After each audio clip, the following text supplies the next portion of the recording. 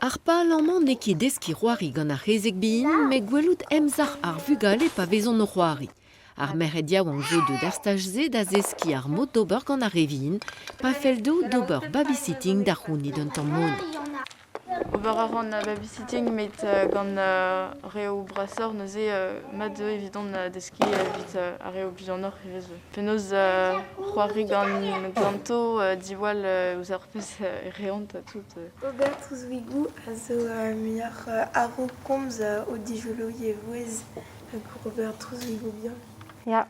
Sort c'hoario a pije des eaux, sort petra o defero an ober, a gwelet an emzal c'eus ar bugale e kaver an oad hag petra pije des eaux, petra ne pije ket des eaux, gwelet an neuze ar munudou hag tostor c'hoaz eget ar rok. Ar pen kentañ o a bouez souten ar pen.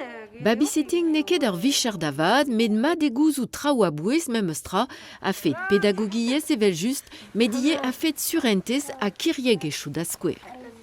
Pad ar simet gase, vez displeget davad. Petai main ar geren o c'hortoz. Talavado ya kaout den kirieg evit ober war dro o bugel. Hag petai ma o c'hortoz ar babik, bez a surentez, bez a kaout plijadur, quoi.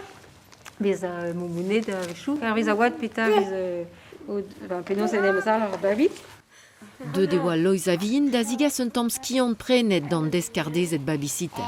Rak chanj diliad d'ur gwir babik n'eo ket tamm ebet evel chanj diliad d'ur boupinel. Goude.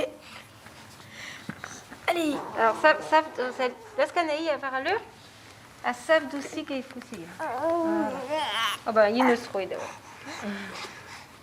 Gant ar stumadur-se e c'hallo bleuen hag e mignonezet, kaout fichans evit mont da glas labour e brezonek koulz hag e galek, hag ar pez o deus desket a vo talvoudus deo e force peseuriez a vicher. Oh là là. Gardoz, et an dra bihan.